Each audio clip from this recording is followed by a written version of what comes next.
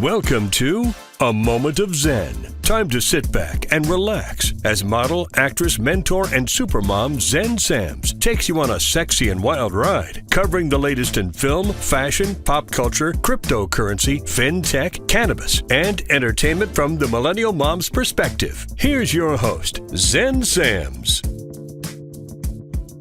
Welcome back, beautiful tri-state New York area and beyond. You're listening to A Moment of Xen right here on 710 WOR, the voice of New York, iHeartRadio. I'm your host, Xen Sams, celebrating 6 incredible years on air and marking episode 254. Here we go. Welcome back to A Moment of Xen. Today's conversation premieres on Valentine's Day, and we're reframing the idea of love, shifting the focus to self-love through movement, recovery, and long-term wellness. This conversation lives right inside our wellness and movement focused series, Hydration with Heart, where we explore how to care for our bodies in ways that support longevity, balance, and sustainability, not burnout. Joining me is Casey Cohen, a NASM Certified Personal Trainer, athlete, and fitness influencer who bridges performance, recovery, and real-life rhythm. Today, we're covering movement as self-care, smarter training, recovery without extremes, and how to fuel the body for longevity, especially when no one's watching. In our Sculpting the Future series, brought to you by alloClae and Tiger Aesthetics, our headliner today is From Implants to Regeneration, my personal alloClae journey with the surgeon who performed it. We're diving into what happens after breast implants, exploring non-invasive donor fat transfer to the breasts using alloClae, and using safety, imaging, recovery, and why regenerative aesthetics is reshaping the future of body contouring. Our expert on the microphone is Dr. Kamakshi Zeidler, a board-certified plastic surgeon and founder and managing partner of AESTHETX. That brings me to today's conversation. As part of the Heart of Influence series, we're going to explore what happens when purpose-driven leadership meets real-world scale, brought to you by Diamond Lake. Our headliner today is From Mission to Momentum, From Heart to Scale, a powerful look at how a deeply personal mission can evolve into something far bigger when it's supported, recognized, and strategically scaled. Joining us is David Williams, founder of For Humanity Baby Products, alongside my trusted co-contributor, Brian J. Esposito, founder and CEO of Diamond Lake Minerals. In the 710 WR feature of the week, we're joined by media personality Rich Valdés, Newsmax contributor and host of This Is America. Today, we're talking about his next chapter, bringing his show en español to Roku through Festiva TV, and what this moment reveals about the future of global media distribution.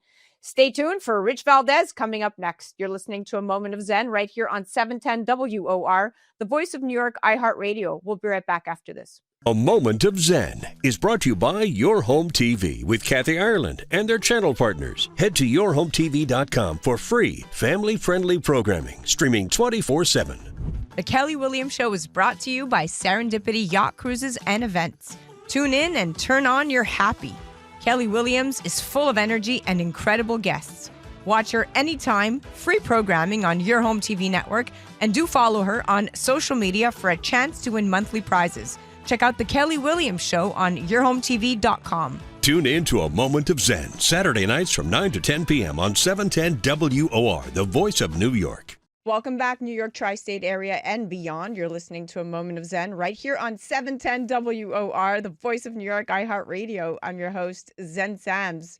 Welcome back to the WOR feature of the month. Today's conversation is a standalone one, and it's a meaningful one because it speaks to where media is headed, how voices scale reasonably, and why language access matters now more than ever, especially in political and cultural discourse. Now, my guest is a longtime friend of the show. You know him from late night radio, from Newsmax, and from his podcast, This Is America, with Rich Valdés. But today, we're talking about his next chapter.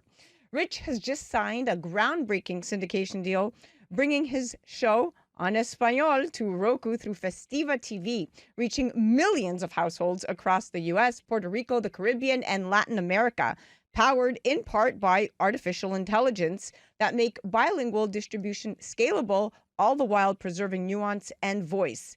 So this isn't just another distribution deal. It's a signal of how language and technology intersect in the modern media landscape today. Rich, welcome back to the show, superstar. Thanks, Zen. Appreciate being here. Oh, goodness. Okay, so we have a lot to catch up on. You've spent years building trust with audience in English, right? And that's across radio and podcasting and television. But today, we were just talking about this backstage, media consumption is radically different than it was a decade ago. Streaming now dominates TV viewing. You just mentioned that. And digital devices are the primary way people get news, including younger and bilingual audiences. So social platforms have officially overtaken traditional TV for news distribution in the U.S. overall. So my question to you is, what does it mean to you personally to bring your show on español to Roku's global audience, and why did now feel like the right moment? Sure. Well, number one, I love radio broadcasting. I love live radio. I love that staticky sound behind my voice when people are listening to me in real time. But I've realized that that is a technology that was once cutting edge back in the 1900s, and now here we are, right? So with the advent of technology, there are people like my children who rarely listen to the radio unless they can't get their Bluetooth figured out. And I realized it's become the backup for the future. I'm only 47, so I'm thinking I've got at least 30 years left of broadcasting in me, God willing. Yeah. And I figured, hey, I've got to get with the times. I've been very blessed to have gotten into local radio in the top market in the country, New York City. I then went to national syndication, which was another blessing I'm very grateful for. And amassing millions of listeners there gave me the idea that I'm leaving something on the table. It's actually a conversation that I had with a friend of mine who's also in this business, who said, you're leaving money on the table. And I didn't really pursue this for the money per se. It was really for the longevity of staying in this business and realizing that if I do another deal at 3 years or whatever amount of years where we don't include streaming video, I'm out of the game. And I started to see the writing on the wall, right? I realized iHeart isn't any stranger to this, right? They've just signed a deal with Netflix. They're revamping their entire website to include video podcasting. Spotify just started rolling out video podcasts as well. So audio is a tricky business, and it's truly become video because video was once the large, bulky, heavy digital package that a lot of people didn't want to do because it was easier to do audio. But I don't think that's a choice we can make anymore. I think now you've got to do video with audio. That's just how it goes. It's a package deal. And then I was approached by a big Latin music sensation, Raul Acosta, and he said, we have this AI technology that can translate your show in English so you don't have to record a second show. And we can put that out on our network, which we mainly use for the people signed to my record label and the music that we produce.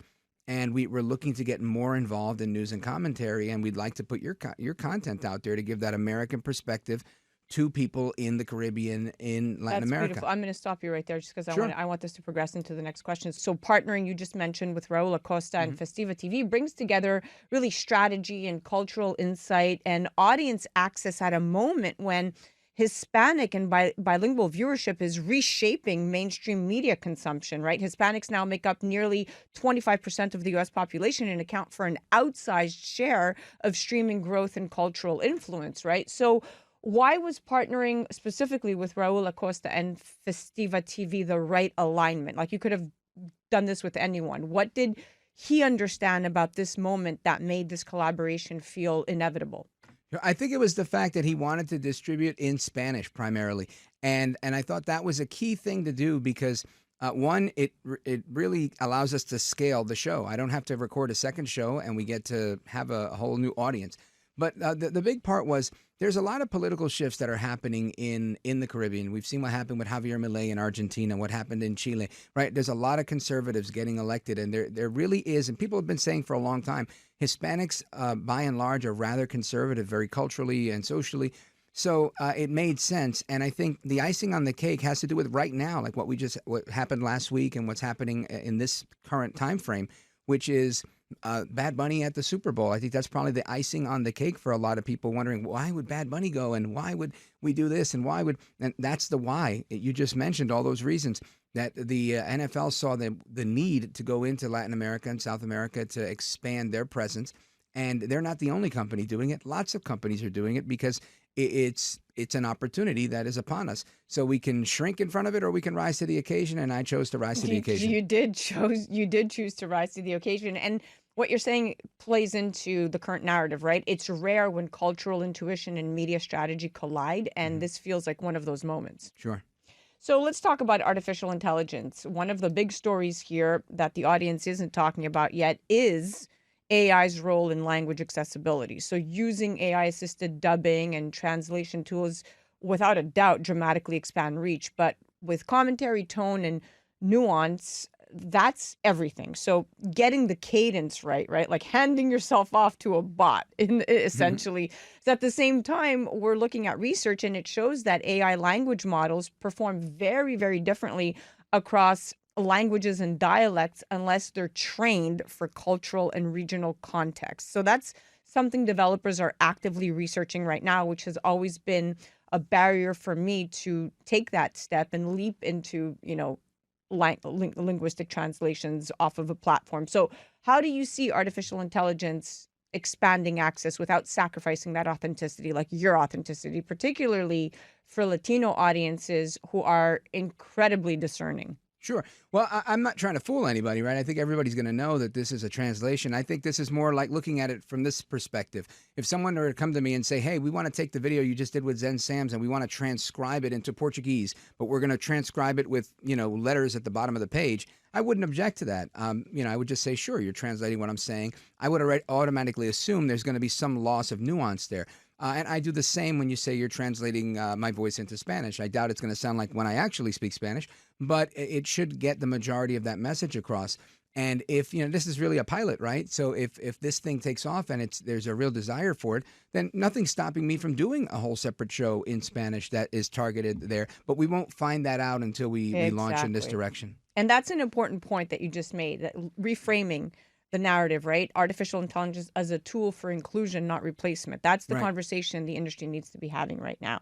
So you've always, let's talk about the responsibility of scale. You've always brought faith, culture, and freedom into your commentary through a very distinctly Puerto Rican lens, right?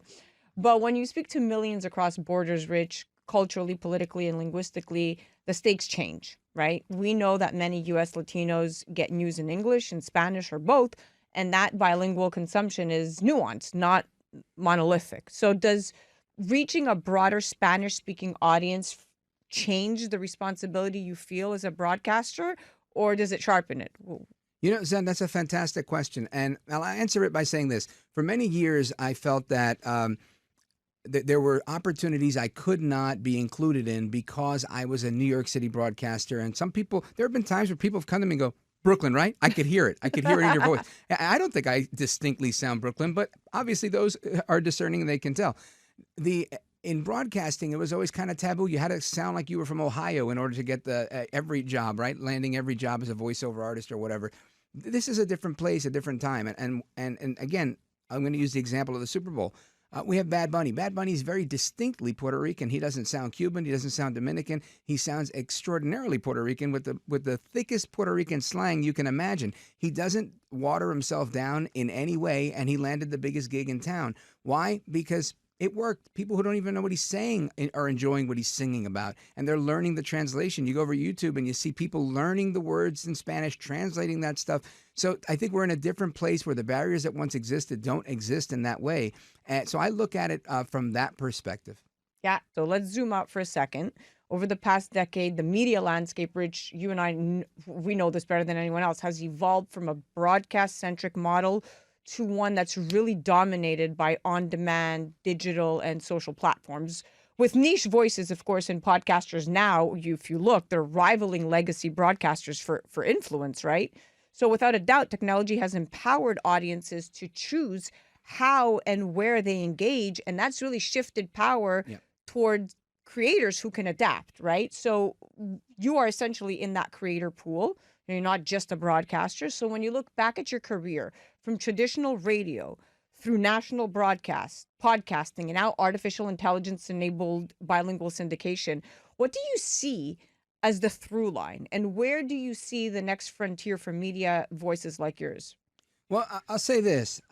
The next through line for me is survival, right? Staying in the game is how I see it. When I look at, and I love the way you put it, it sounds so pretty, the way it made me sound really special. But honestly, I just look at it, it's grit, right? It's grit. It's staying in the game and seeing what this game brings us, and whatever obstacle is presented to us, we overcome. At least that's how I like to look at it. And that didn't happen overnight. For many years, I was enamored, and I still am, with the idea that you could hear my voice and not see my face. I love that's called theater of the mind. I love radio for that reason. I love that I can have a conversation with myself. I could say, I was walking down the street and I saw this guy and he said to me, "Hey pal, who are you looking at?" And I said, "Bro, don't mess with me because, hey, but," and I could use all sorts of sound effects and get into a whole story, and I can entertain on the radio like you could never do in video, right? But I also realize that there's another frontier, like you said, and there's a larger audience out there. People from Brazil have been texting me on DM saying, "Where can I get your show?" Even in Spanish. We'll listen in Spanish. So, I mean, clearly, the second most listenership I get besides Canada outside of the United States is Venezuela. And I found that to be very interesting, right? So, I mean, they're thirsting for conservative content in these places. And I'm happy to give it to them however I can. Well, I mean, you do a great job. You deliver. Thank you. People say all the time, aim for the moon and you'll fall somewhere among the stars, right? So, and what you just described, I mean, that's legacy thinking, not just where you are, but how long the work lasts, because you're obviously thinking about, that long term, Well, listen, this matters, Rich. This conversation matters because media doesn't just inform, it really signals who belongs in the conversation. And Spanish speakers today are really, truly leading growth in streaming and digital engagement, yet mainstream structures still underinvest in serving this audience authentically. So I'm glad that you took the leap of faith here. AI or not, you're definitely going to be servicing a population that is thirsty for the information that you deliver. Well, thank you, Zen. All right, everybody, that's Rich Valdés. Check him out directly on his website at richvaldez.com. You can also check him out on the gram at Rich Valdés with an S. And you're listening to A Moment of Zen right here on 710 WOR, the voice of New York, iHeartRadio. We'll be right back after this. A Moment of Zen is brought to you by Skin by Sari. Nationally recognized injector Sari Katz is redefining cosmetic treatments with an approach that's subtle, precise, and confidence-driven. Whether you're new to injectables or looking for an expert touch, Sari creates results that enhance your natural features. Never mask them. Discover what personalized aesthetics should feel like. To learn more, visit skinbysari.com or follow at skinbysari on Instagram. Welcome back to A Moment of Zen right here on 710 WOR, the voice of New York, iHeartRadio. I'm your host, Zen Sams. Welcome back to the Hydration with Heart segment brought to you by Once Upon a Coconut. Today's conversation premieres on Valentine's Day, which feels fitting because while today is often framed around romantic love, we're going to shift the focus to something that sustains us far longer. Self-love through movement, recovery, and how we care for our bodies when no one's watching. Because real wellness isn't about punishment or extremes. It's about rhythm. It's about listening. It's about fueling your body in a way that supports longevity, not burnout. Joining me today is Casey Cohen, a NASM Certified Personal Trainer, athlete, celebrity fitness influencer, and former Bravo reality star. Casey was the first global resident and master trainer for Techno Gym right here in the United States. She's an Eli performer and the face of Extreme at Lifetime. She also brings over 15 years of leadership experience in customer relations and business development, and is the co-founder of Solido, a tech company rooted in hospitality, experience, and connection. But what makes Casey unique is that she bridges media, fitness, business, and community, helping people move better while also building experiences that actually last. Casey, welcome to the show, superstar. Nice to meet you. Thank you.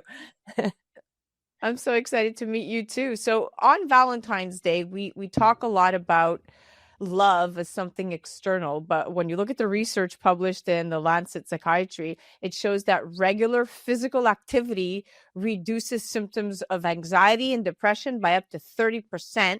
And then movement becomes a form of self-respect, right? Not self-criticism when you frame it that way. So when you think about movement as an act of self-love and not punishment, so to speak, how has that mindset shaped the way you train and teach and really show up in your own life?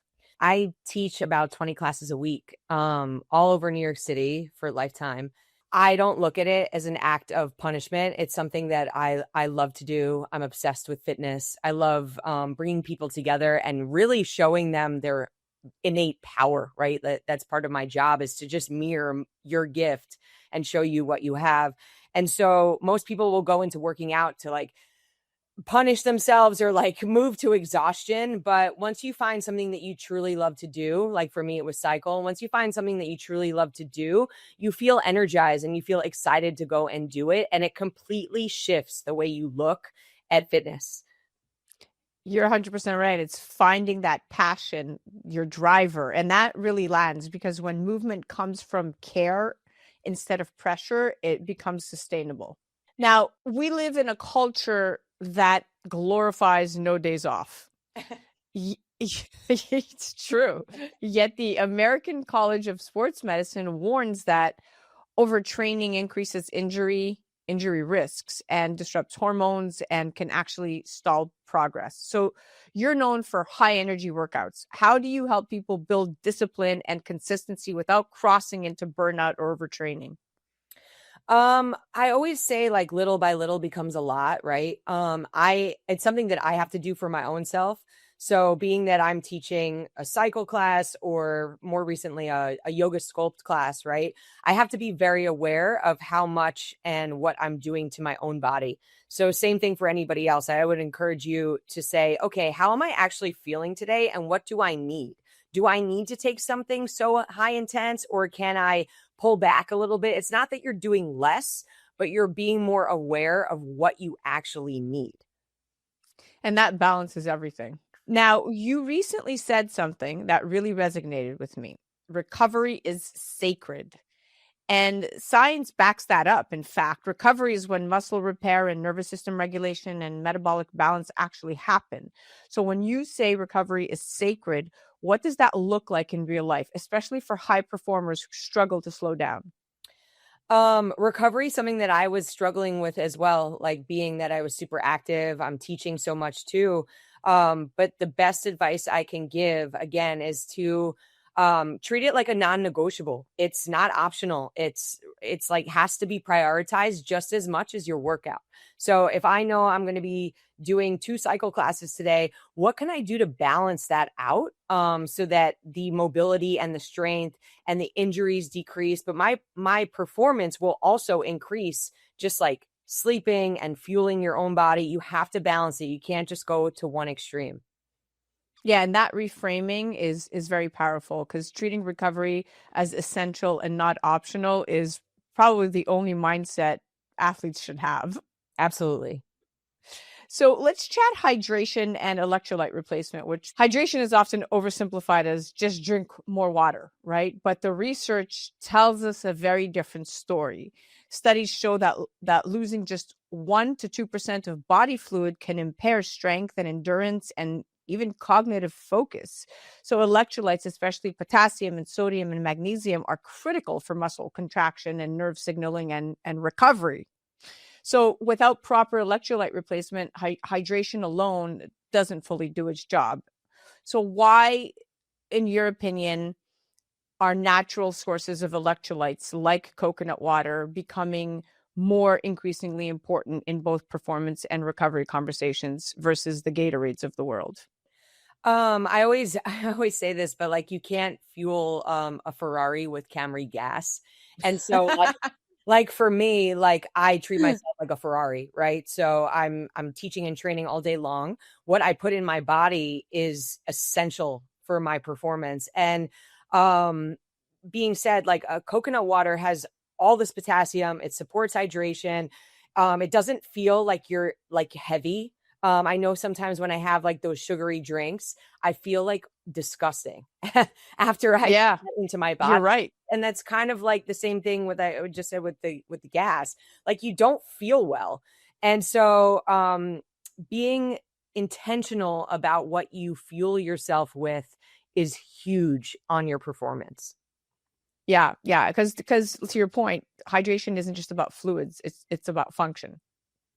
So let's talk about the community through movement. You must have your own little village. So, I do. And it's, that's the best part about what I do. If anybody would have said to me, like, Casey, when you become an instructor, like, you're going to have this community, I dreamed of something like this. Like, this to me is like the best gift I've ever gotten. And I built it and I pride myself on that. I'm coming up on 4 years at Lifetime.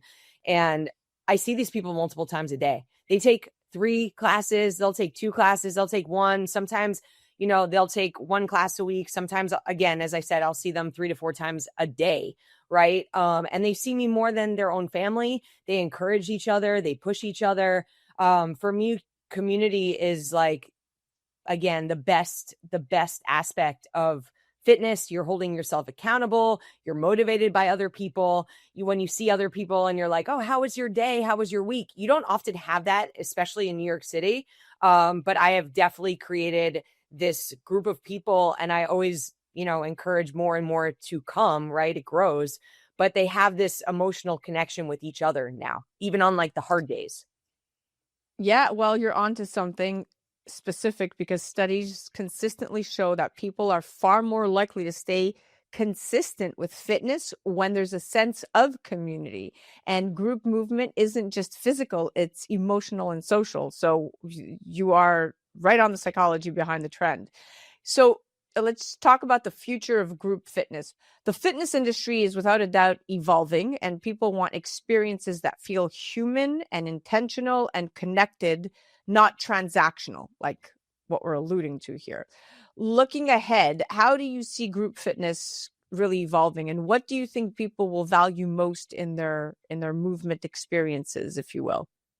Coming from both sides of it, not just as an instructor, but as a person who takes class as well around the city, I want more than just like a workout. I want connection. I want some instructor to not only like see me or acknowledge me, but to watch my progress. So I think that like quality will matter more than quantity. Like recovery, longevity, and like mental well-being will just be as valued as intensity, right? And so like the most successful spaces, even mine, like people feel better about themselves, not just like burning calories, but they feel better showing up because there's other people there and that I see them. I love that. Well, listen, Casey, it's been so refreshing chatting with you. Thank you so much for coming on and being our expert on the microphone. I truly appreciate the conversation we had. Thank you so much for having me. It was awesome meeting you. For those listening and for those watching, to learn more about Casey's work, you can head directly to her website at caseycohen.com.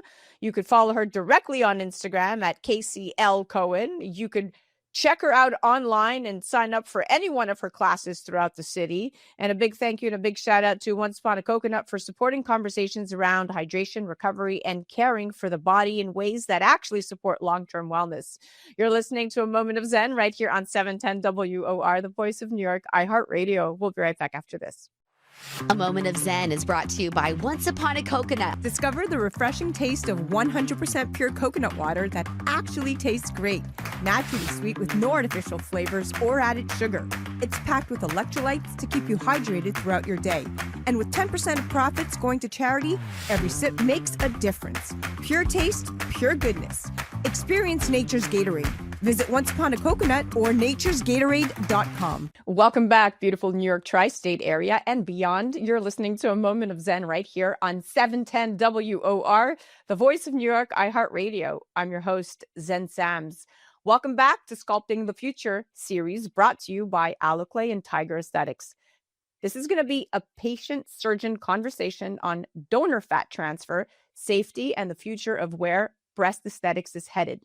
Now, I'm the patient, and this is going to be as real as it gets, transparent. And this is specifically about non-implant breast enhancement using donor fat with alloClae. This is the conversation that we're going to have right now. We're going to talk about imaging considerations, safety, risk factors, expected outcomes, and why regenerative medicine aesthetics is reshaping how women think about volume. Now, I want to be very clear with our audience. What I chose was not implants, not synthetic filler, and not a foreign device. I underwent non-invasive donor fat transfer to the breast using alloClae under local anesthesia in under 90 minutes with approximately 100 cc's placed in each breast. But the good doctor will verify all those details. What matters here isn't just that I'm approaching a full cup size increase, it's how that volume integrates. The result is soft, balanced, and responsive to my body because this approach works with tissue biology rather than against it. And I'm going to have this conversation with one superstar. Dr. Kamakshi Zeidler is a board-certified plastic surgeon and founder and managing partner of AESTHETX. This is not a promotional interview. It's a patient-to-surgeon conversation designed to answer the questions women are already asking, but often aren't getting clear science-based answers to. Welcome to the show, superstar. Thank you. I'm very happy to be here and also really grateful for your transparency. Patients really are appreciating that these days, that celebrities are talking about their stories just so that everyone can have more information. Yeah, I love having this conversation, especially because you and I are friends outside of everything else. Yeah. And we talk about this often. So it's important that we translate it in a cohesive way where it can empower women. So before we even get into alloClae, I think it's important to acknowledge why so many women are reevaluating implants altogether. I mean, as you know, Dr.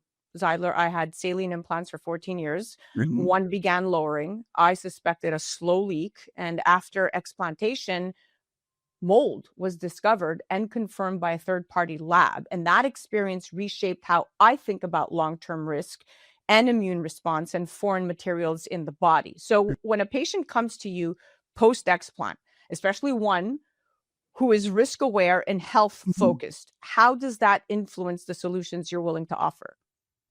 Yeah, I think that all the points that you're making are concerns that many patients have, even if they haven't been through what you've been through, just concerns about putting a foreign device in their body. And now we do see lots of innovation, when it comes to implants that makes them feel like a good option for many patients, but still there's a lot of people who reject the idea of a scar being placed on their breast or having to have the maintenance of an implant, even without the concerns that you've raised. So many patients are very thoughtful about this. I think patients who I've seen after explant in particular want solutions. Sometimes they miss the volume that they had with implants, but aren't willing to open the door to some of the challenges that implants provide. So something that can provide volume that integrates into the tissue, feels natural, and is not going to lead to long-term maintenance and other interventions is really the priority. And, fat transfer, autologous fat transfer, fat taken from your own body through liposuction has tended to be the most popular option, which, has its limitations. Yeah, and I think that distinction matters. It has its limitations because not every option is actually aligned with long-term wellness. So I think alloClae is offering a major solution to a huge problem in the marketplace. So let's talk about what alloClae is scientifically, not just conceptually. So I want to slow this down for everyone listening and watching because language matters. alloClae is donor-derived adipose tissue fat that has been processed to preserve the extracellular matrix and native signaling components that allow it to integrate with the recipient's tissue. So this is not just they put the fat in you and then it may or may not stay. It actually helps and shepherds the body process along to reproduce its own fat. All right. Am I understanding this right, Dr. Z? Yeah, absolutely. I mean, you said it almost better than I could. Well, you got it down. You taught me this. Can you explain in clinical terms, but plain language, how alloClae works and why this is fundamentally different from implants or injectable fillers? Yes, I think, injectable fillers definitely are, they're synthetic products that are produced in labs. alloClae is a different sort of product and it's much more similar to autologous fat. So, some people are sensationalized calling, oh, this is dead people's fat. You see these news reports talking about this, but it's really, that's really not getting at the way that these products are used medically. So if we take a step back in medicine, there's all sorts of tissue banks that produce products that we've used in medicine for decades, whether it's tendon replacements, nerve grafts, sheets of collagen that are a routine part of like breast reconstructive surgery. And these products are treated to remove DNA. They're, highly sterilized and thoroughly checked to make sure there's no concern about disease transmission. So this is an area of medicine that is very well established and provides, a lot, in many cases, life-saving and quality of life-saving products. So alloClae is exactly that. What you said, it's fat plus the extracellular matrix. So when I talk to patients, I say, yes, when we're taking your own fat, we do this gentle liposuction technique, plucking little bits of fat out from the tissue and being very respectful of your own body, not taking extra tissue so that we don't get dense.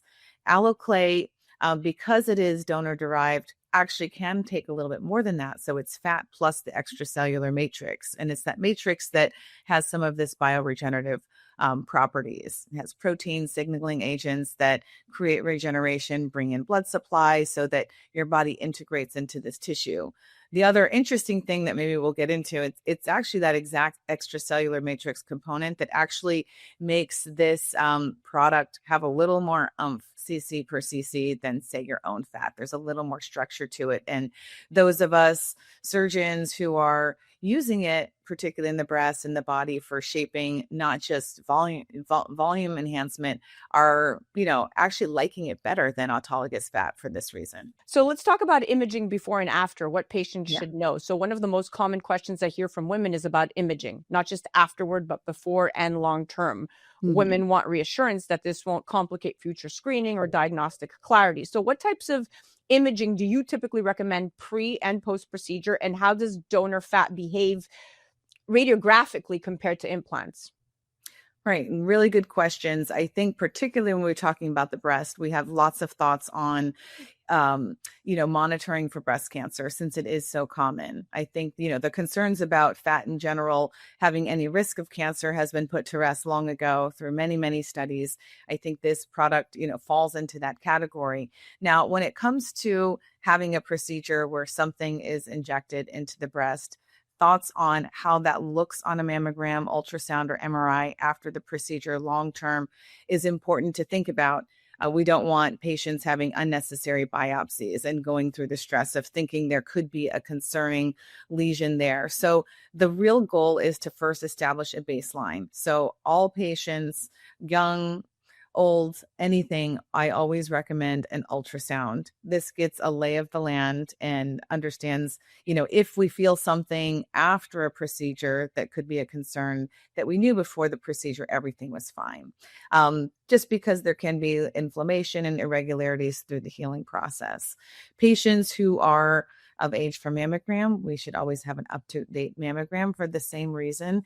And those who have increased family history or anatomic considerations, I always recommend they consult with their doctor to see if additional imaging right before the procedure is necessary. You're familiar with some of these things, but the goal really here is to know that the breasts don't have anything concerning before an intervention. This is a routine. And, we've collaborated on some other projects where, even before any type of aesthetic surgery on the breast, I've sometimes, caught cancer in patients. So the goal of imaging beforehand is to establish a baseline such that when we do a treatment through the healing process, as there can be some issues with just swelling, and as everything is settling, that we know that some of the findings can be just related to the healing process if there are changes after the procedure. Yeah. And that peace of mind, knowing imaging remains clear and interpretable, is not a small thing. And to your point, I'm so glad I had my imaging done before my alloClae procedure within the 4 months, which was fine. And then to your point, imaging after, mistakenly so, detects those small nuances that really put the stress. But had I not had the imaging prior, it would have really, really given me anxiety. But I had the test prior, so we know where some of those irregularities come from. But I think what you just outlined is so important for women to hear. Now let's talk about lumps, clumps, and fat necrosis, addressing the fear head on. So there's a lot of fear-based misinformation around fat transfer, concerns about lumping, clumps, or fat necrosis. And I want to address that honestly, not dismissively. So what actually causes fat necrosis? How common is it with modern processing techniques like alloClae, and how do you mitigate that risk during placement? Yeah, well, since alloClae is a little bit of a new product, we are relying on some of our historical experience with fat in general. And when you use your own fat and inject it, it's a biologically active cell. It's still a living cell. And so we're very thoughtful about how that's injected. There's many processing systems to purify the fat. And then when we inject it, we like to drop little bits of fat interdigitated into the tissue so they all live. So fat necrosis historically with autologous fat from your own body, if it's injected in a big bolus or irregularly, you can get areas that don't have blood supply grow into it. And it can lead to an area where it shrivels up and forms scar, which we call fat necrosis, or it can just liquefy and form a cyst. Usually these are things that our radiologist colleagues can see on a mammogram or ultrasound and say, this does not look like cancer. This looks like fat necrosis. This looks like a fatty cyst.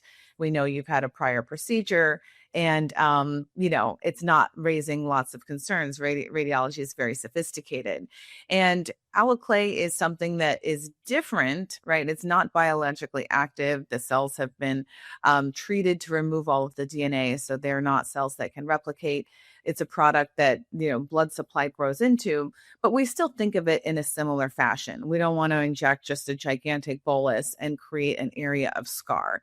That won't feel good. It can create lumps and it can create irregularities. And also, it may be something, again, that leads to more imaging. So injecting this product in a way that creates a smooth, soft tissue plane is necessary. So it's injected in multiple areas in much the way that we do fat transfer. Yeah. So technique and volume distribution are everything. It's very important. Yeah. Which is why I think it's great that surgeons are really leading this new product, because when you're not comfortable with fat transfer, don't have the experience with fat transfer, I would have concerns maybe that it may not be injected in the way that we would want it to be. Yeah. So let's chat the volume expectations and the number of procedures. So I've achieved close to almost 1 cup size. increase, That's great. right, from a single procedure. I mean, I'm genuinely happy with the volume and the contour. That said, I also understand that regenerative approaches can be staged and that additional sessions can enhance results further should I want to increase even more. I mean, I've thought about it, from the profile, from a side profile, sure, another cup size could look better. I know it fixed my asymmetry, right? So how do you counsel patients around realistic volume gains, like 1 versus 2 procedures or 3? And what determines whether someone is a good candidate for additional transfer? Yeah. So the wonderful thing about this product being done under local anesthesia is there's not as much pressure on achieving as much as possible in one step. So that means we have some flexibility doing this under local anesthesia. Now, I lump this into 2 categories. There's patients who plan a staged procedure and those who, end up doing, say, like another round. So those 2 categories are like a patient who has very, very tight tissue where I'm concerned about creating stretch marks or not being able to fit a lot of product in all at once. And so that's a patient where I'll plan from the beginning, let's do 50 now, let's do 50 in a month to get an initial boost in volume, like a cup size, like you say. Maybe 100 cc's just won't fit into tight tissue. These are younger patients or patients who have not gone through breastfeeding or those who have not had explant surgery. So in a different category are people who do have a little more tissue compliance and have had implants removed or have gone through breastfeeding and have some laxity in their tissues. And those patients, I'll usually use as much as can fit safely in a single session because the tissue is more compliant. And then I will wait about 3 months, sort of see where we are. And if more volume is desired, we can choose more volume. Right. Yeah. I appreciate that this is about building over time, not forcing an outcome. For me, this wasn't about enhancement for enhancement's sake. It was about choosing an option that respected my body, my health history, and my long-term peace of mind. Yeah, I think that you are like many patients. I think the first patient I treated with alloClae was in a very similar situation to you, having had implants removed, and felt really good with that decision, but had a lot of deformity after explant surgery and was looking to feel whole again. And this was something that was a great option, since she had gone through fat transfer many times and did not want to put her body through another general anesthetic. So having this option has been a great solution, particularly for patients like you. Oh, thank you so much for joining us, Dr. Z. It's been a pleasure having you on, and I thank you for your transparency and for sharing your knowledge with us today. Absolutely. And listeners, for me, this wasn't about enhancement. Like I said, the most important thing here is that having this conversation with the surgeon who performed my procedure openly, clinically, and transparently is exactly why I wanted to share it with you. You could definitely check out Dr. Kamakshi Zeidler at AESTHETX, that's with a TX.com, AESTHETX.com. And you can check her out on the gram at Dr. Zeidler. And you can also head directly to alloClae at alloClae.com for more resources and information. And you can follow them on the gram at alloClae, ALLOCLAE. You're listening to A Moment of Xen right here on 710 WOR, the voice of New York, iHeartRadio. That was Sculpting the Future segment, brought to you by alloClae and Tiger Aesthetics. We'll be right back after this. A Moment of Xen is brought to you by Your Home TV with Kathy Ireland and their channel partners. Head to yourhometv.com for free, family-friendly programming, streaming 24/7.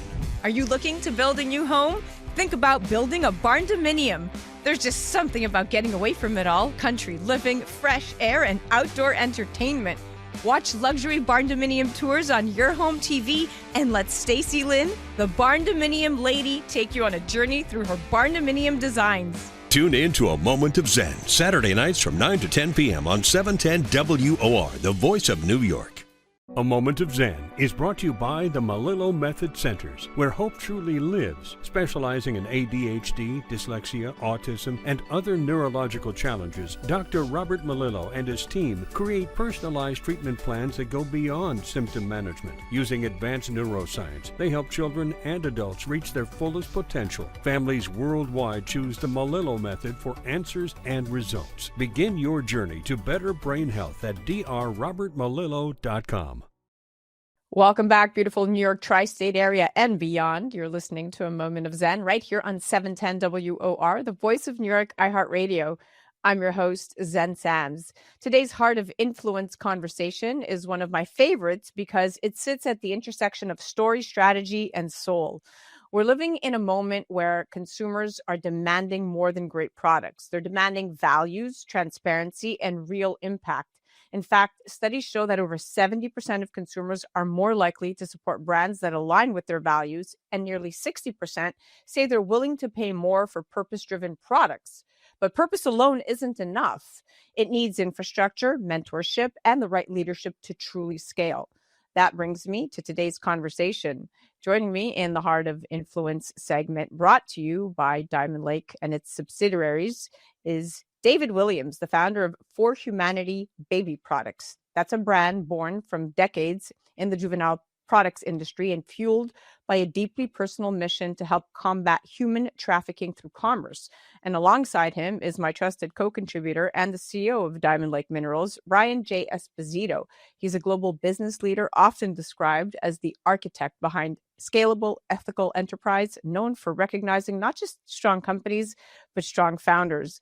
Today is about what happens when heart meets scale and how the right support can turn mission into momentum. Well, David is one of those examples. David Williams is a 30-plus year leader in the juvenile products industry. He's a father, a grandfather of 8. David founded For Humanity Baby Products to deliver safe, high-quality products while actively supporting efforts to stop the trafficking of women and children. And Brian J. Esposito, of course, as the founder of Diamond Lake and Esposito Intellectual Enterprises, oversees more than 115 entities and 200 plus joint ventures globally, making this the perfect conversation. Welcome to the show, superstars. Got goosebumps from that introduction. Right? She does such an amazing job. Goodness sakes. Yeah, all you got to do is clip that, put it on your website, I and love it. the rest Done. is history. Done. So David, you've spent, I want to dive right in here. You've spent decades building brands around safety and trust and quality, but For Humanity feels different, right? It feels deeply personal. Can you take us back to that moment when this stopped being just another business idea and became a mission you knew you had to build? Yeah, and I don't know that I could take you to a specific moment. It did happen during COVID. I had the idea to build this company and build the products, and it was during COVID, and I was circling around Balboa Island looking for Zen moments, if you will, because we were all locked in shutdown, right? And I kept seeing a stroller go by, and I stopped and asked these moms what they liked about it, and I couldn't get an answer other than it's supposed to be the best, and my friend said I should have it. I started asking the opposite question. It's like, what do you dislike? And I got 7 or 8 things. I said, okay, we've got something we can improve on here. But the idea of the mission came from actually clicking on the television when 37 girls in Atlanta were found that were being trafficked, and their ages were 9 to 13 years old. My eldest 2 granddaughters were 9 and 13 at the time. And I said, that's it. I can't. I get emotional now talking about it because it tugs at me so greatly to think that these kids are being abused in this way. And how could they even live with themselves mentally and emotionally with the trauma they're going through? So that's how it kind of started. The core mission of it is simple, that we believe that businesses can be a powerful force for good. And we want to create baby products that parents love. And with every purchase, we're going to give 10% of that to charities that support the fight against human trafficking. Well, that's incredible. And that's incredibly powerful, more importantly. And I think so many parents listening and watching can relate to the moment where concern turns into conviction. And that's what you very eloquently described. Now, Brian, you see thousands of founders and companies. Not every story stops you in your tracks. So when you first heard David's story and saw what he was building, what stood out to you and what made you want to get involved beyond just belief, but real support? Yeah, it's and then this from our history, it's always the person, right? I need to connect with the leader and the person to make sure that they're genuinely in the right place for what they're trying to say and who they're trying to be. So when it came to David, and we spoke a couple of times, and I knew this guy had incredible history in the market, right, and in creating baby products. So the idea of him being a startup for Humanity isn't really a startup because he's bringing so much wealth of experience. He probably moved millions of products around the world, products we've all used or seen or touched. So that wasn't a concern of mine.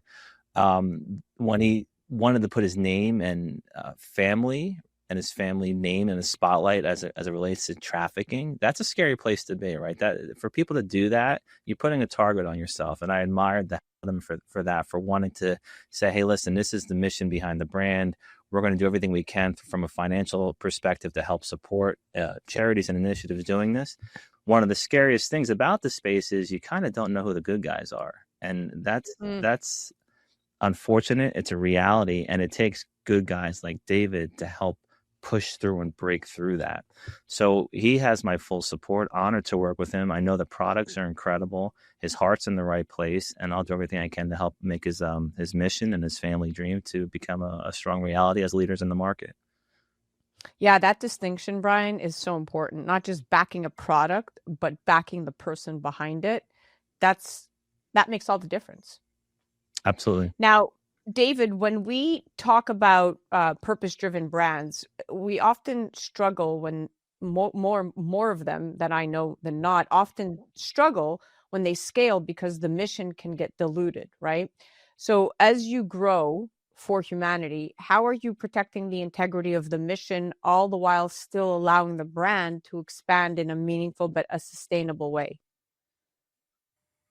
Yeah, that's a critical question. It's something that I committed to from day one. The 10% pledge isn't marketing. It's legally binding. It's written into our corporate structure, into our operating agreement, written into our name, For Humanity. So it's a non-negotiable, no matter how big we grow. We're committed to that mission.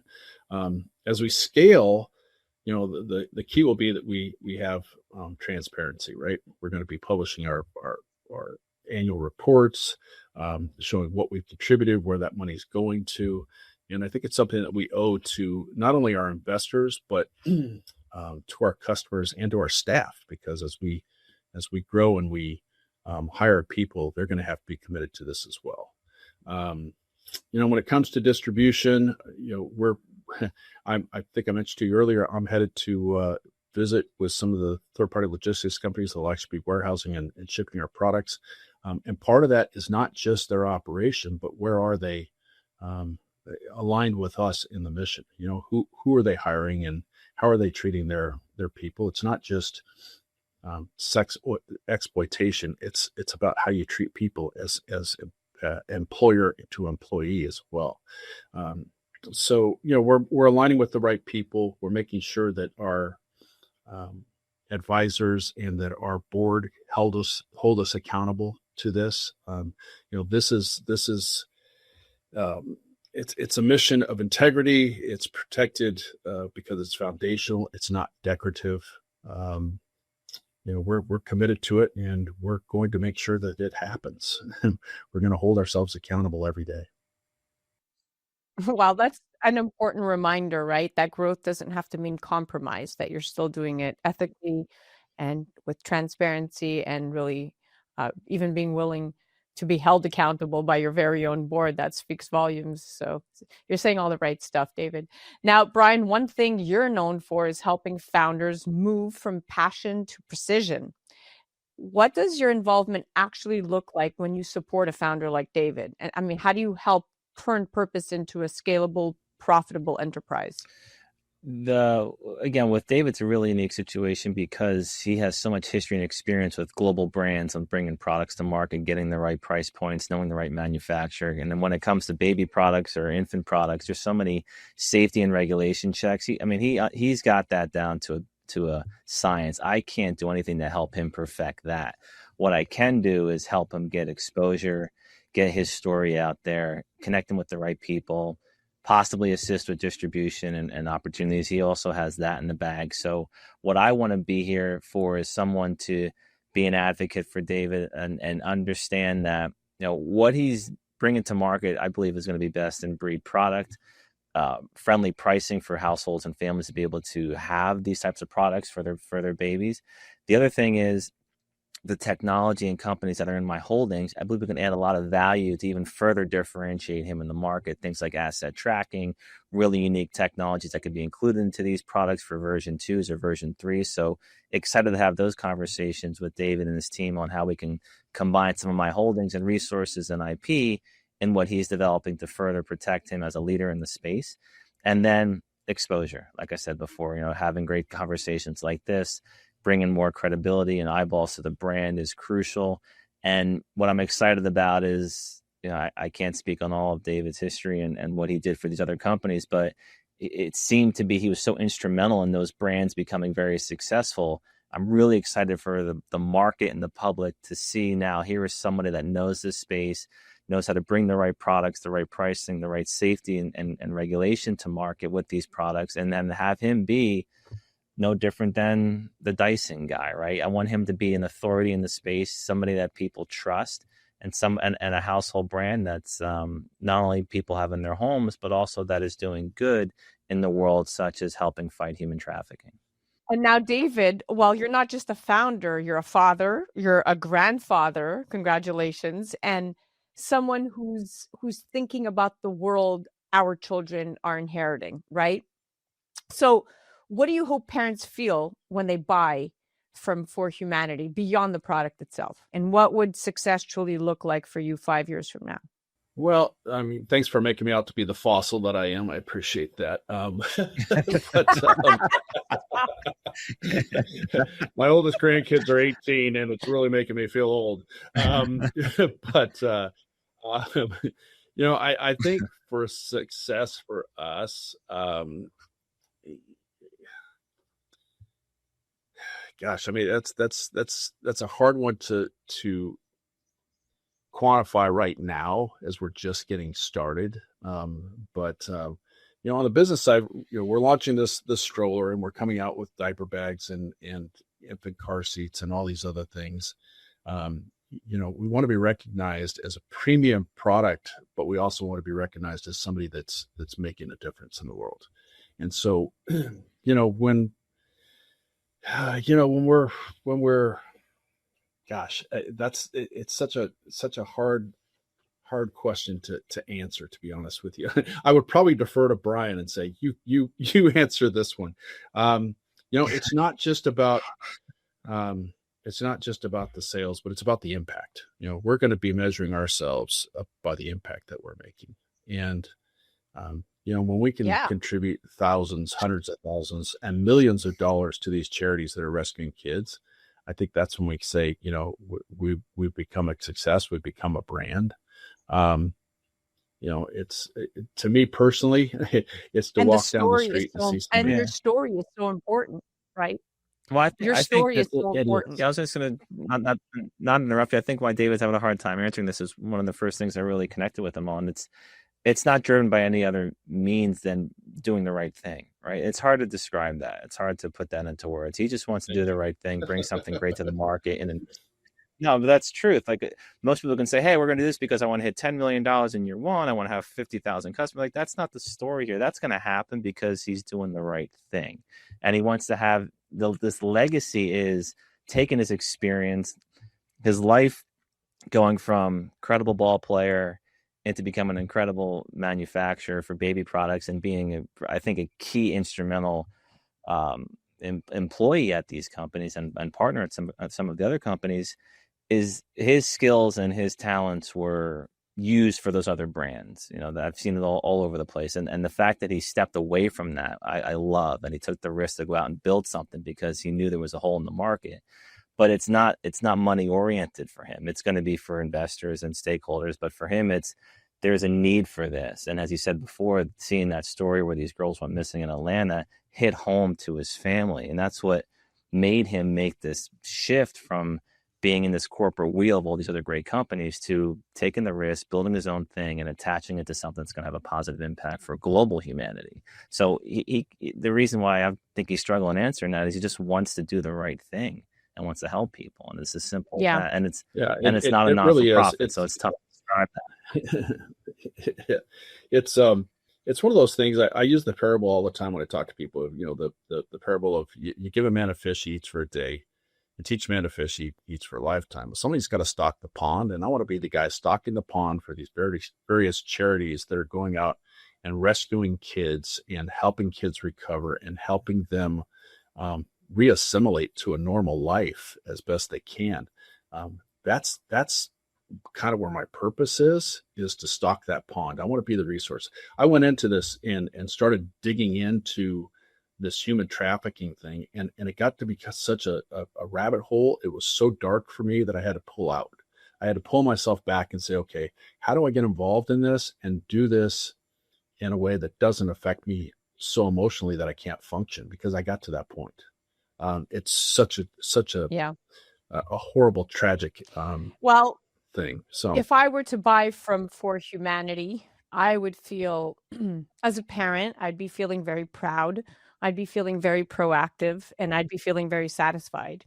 And so I think that sums up the consumer and the mentality of the millennial mom, because not only am I buying from a company that's fully transparent, but that has a mission that's very, very profound to both parents and children. So that emotional connection is what builds trust and legacy, more importantly. So Brian, you're seeing a major shift clearly where influence isn't about followers anymore. It's about impact, right? Thank God.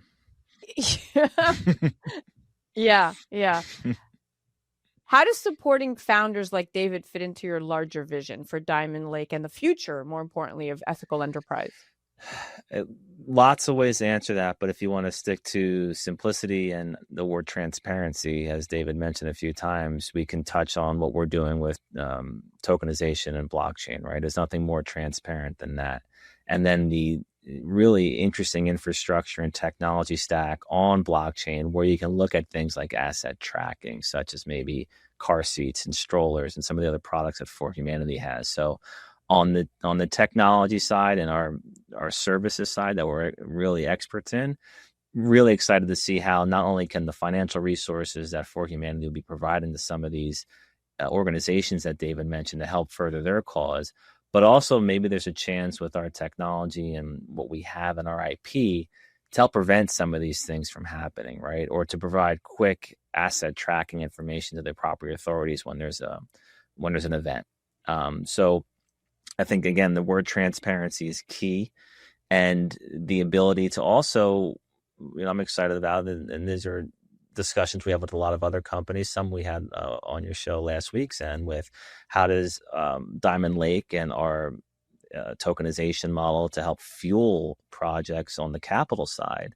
Very excited to have those conversations with For Humanity, where we can actually be a financial resource through tokenization and possibly having the consumer have the ability to have a token that's attached to a For Humanity product where they're part of the upside of that, right? That's where I see real growth on consumer products, where the customer and the buyer of those products actually participate in a revenue share or a profit share of those products. And these are things that we can orchestrate down the line as regulation changes here in the States, where we can possibly even help further enhance the 10% number that David's mentioning to larger financial return to these organizations and these initiatives that need proper funding to help fight human trafficking. So, Diamond Lake and what we've built there is very regulated. So there's a handful of things I know we can do down the line, but my private holdings, Esposito Intellectual Enterprises, there's so much we can do to help further initiate and positively impact what David and For Humanity is doing for the world and for the customer base. Well, that's influence done right. And it's quietly, it's intentionally, and it's with long-term vision. So I love the roadmap. This has been Heart of Influence, without a doubt. Thank you for that. Gentlemen, David, thank you so much for joining. Brian, always excited to hear your insight. Thank you, my dear friend. Thank you. That was the Heart of Influence segment, brought to you by Diamond Lake and its subsidiaries, where leadership, integrity, and long-term vision come together to support founders building something that actually matters. To learn more, you can go directly to diamondlake.com. You can follow Brian on the gram and on LinkedIn at Brian J. Esposito, and on the gram it's Brian_J_Esposito. And of course, explore For Humanity baby products at forhumanitybaby.com, and you could follow them on Instagram at forhumanitybaby. You're listening to A Moment of Zen right here on 710 WOR, the voice of New York, iHeartRadio. We'll be right back after this. A Moment of Zen is brought to you by Tortora Promotions, specializing in white glove digital marketing, social media management, professional videography, and PR services. Based in New York City and partnering with hundreds of businesses nationwide, they deliver proven strategies that bring more customers through the door. If your old marketing methods aren't keeping up, Tortora Promotions can step in to help you stay ahead. Grow your brand and drive real results. Reach out today and follow them on Instagram at Tortora Promotions. Your business deserves it. A Moment of Zen is brought to you by CO2 Lift. As we age, our skin loses moisture and elasticity, causing wrinkled skin. You can reverse this aging process with CO2 Lift. CO2 Lift utilizes the powerful benefits of carbon dioxide to lift, tighten, and regenerate your skin. This simple, painless at-home carboxytherapy treatment is scientifically proven to reverse the aging process. You will see reduction in wrinkles, increase luminosity, and improve pigmentation, sagging, skin tone, and radiance. For more information or to order CO2 Lift, ask your skincare professional or go to co2lift.com. Well, that's a wrap, my dear friends. You're listening to A Moment of Zen right here on 710 WOR, the voice of New York, iHeartRadio. I'm your host, Zen Sams. Remember to join me right here on A Moment of Zen every Saturday, and you could head directly to amomentofzen.com for live listening links and episode downloads in your city. Also remember that we're live on Traverse TV Sundays at 1 p.m. Eastern, YouTube Sundays at 2 p.m. Eastern, and all episodes of A Moment of Zen are available on your home TV streaming platform. You could head directly to our channel at mox.yourhometv.com. Thank you for listening to us. It's been an absolute pleasure being your host. Thanks again to all of our sponsors and partners that continue to make this show possible. And remember that happiness is the only thing that multiplies when you share it. We'll be back next week.